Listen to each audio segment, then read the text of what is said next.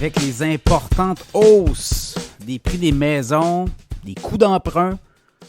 Qui veut devenir propriétaire aujourd'hui au Québec? Bon, on a eu quand même récemment des données très importantes. En fait, depuis les 50 dernières années, le nombre de propriétaires recule au Québec. Première fois en 50 ans que ça arrive. Alors, qui est propriétaire? Combien? Bien, en 2016, il y avait 61,3 des Québécois qui étaient propriétaires. Et là, maintenant, on est rendu à 59,9. Donc, ça a reculé. Et tout ça n'est pas étranger à ces hausses de coûts, explosion des prix des maisons, coûts d'emprunt, effet de rareté, pandémie, etc.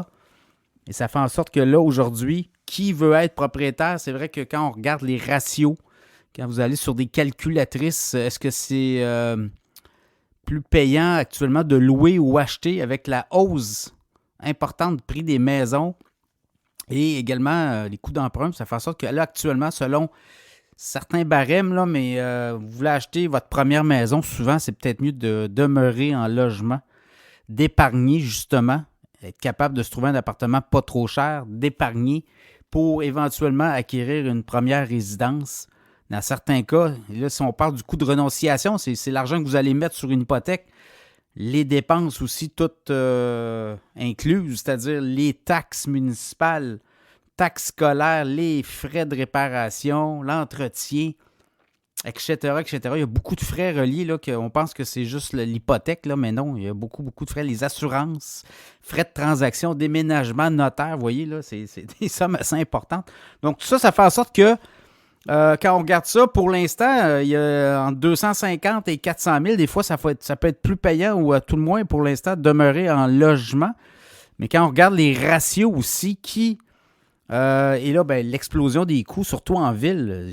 Du côté de Montréal, il y a juste 40% des gens qui possèdent une propriété, condo ou maison. Et ce ratio est beaucoup plus élevé dans le reste du pays, dans le reste du Québec, si on veut, là. Je regarde la moyenne québécoise, c'est autour de, je vous l'ai dit, de 59,9, donc tout près de 60%. Et quand je regarde région de Québec, c'est 58,2. Île-de-la-Madeleine, 73%. Chaudière-Appalaches, 71,6. Évidemment, plus qu'on s'éloigne, moins que les prix des maisons sont élevés. Donc, ça peut aussi nous aider à être capable d'arriver, d'avoir sa maison. Alors, il y a ça aussi dans l'équation. Chose certaine, quand on regarde nord du Québec, c'est seulement 35%. Donc, et quand on sort du Québec, les taux sont beaucoup plus élevés. Hein. Il y a beaucoup plus de gens. Je regarde du côté de l'Ontario, les ratios sont beaucoup plus élevés. Alors, c'est encore là. On regarde les salaires québécois moyens, là, le salaire après toutes les dépenses, tous les impôts, une fois qu'on a tout payé, ben c'est quoi? C'est 35 520 à Montréal. Et dans la région de Québec, c'est 35 163. 35 169 dans les Laurentides. Donc, vous voyez, là, à Montréal, il vous en reste beaucoup moins dans vos poches pour vous payer justement un loyer qui va être beaucoup plus élevé. Alors, il y a cette réalité-là. C'est ce qui fait peut-être qu'à Montréal, il y a moins de propriétaires et il y a plus de locataires. Donc, dans ce contexte-là, qui va être au Québec, évidemment, tout ça, révision éventuellement. Est-ce qu'on va voir les taux d'intérêt? Les taux d'intérêt ont beaucoup monté. Là, on sent qu'il y a une pression. On a gelé les taux, là. Les status quo depuis 2 rencontres de la Banque du Canada. Ça fait en sorte qu'éventuellement, les taux vont se remettre à redescendre, mais jamais est-ce qu'on a vu, là, à peine encore 20 mois. On était à quoi, là? Taux directeur était à 0,5%. On est maintenant à 5% au Canada. On va peut-être redescendre à 3, 3,5 dans 1 an et demi, 2 ans peut-être. Mais ça va être, ce serait surprenant qu'on retourne à avoir des taux très bas. Évidemment, tout peut arriver, là. Tout ça émanait de la crise économique de 2008. On avait décidé de laisser très bas les taux d'intérêt. Oui, ça a favorisé les coûts d'emprunt, les emprunteurs. Mais par contre, les prix des maisons ont beaucoup augmenté. Là, ce qu'on voit, c'est comme il y a un effet de rareté, les prix des maisons augmentent et les coûts d'emprunt explosent aussi. Donc, ça fait en sorte que c'est beaucoup plus difficile de se qualifier.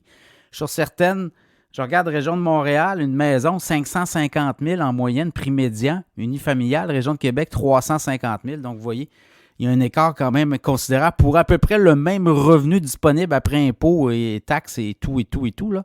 Autour de 35 000. Donc, Réalité qui est très importante là, à souligner par rapport à Québec-Montréal, les prix des maisons sont beaucoup plus élevés du côté de Montréal. Donc, peut-être aussi, on le voit, là, pendant la pandémie, les gens sont sortis des grands centres urbains justement pour peut-être être capables aussi d'acquérir une résidence moins chère. On le voit, il y a une pression là aussi. Chose certaine, qui veut être propriétaire aujourd'hui? Ben là, on le voit, les Québécois, il y a de la pression, sous pression. Est-ce qu'on va être capable d'améliorer le taux d'accessibilité, d'accession à la propriété?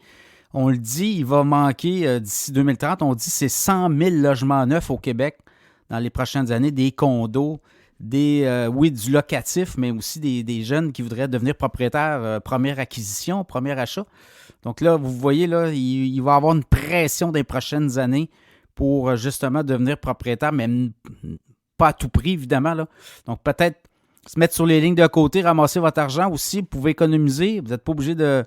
Parce que, vous le savez, là, une maison, il y a beaucoup de dépenses et ça peut coûter beaucoup plus cher que ce qu'on le croit. Alors, à suivre comme dossier, je trouve certaine, beaucoup de pression actuellement sur le marché de l'immobilier résidentiel au Québec.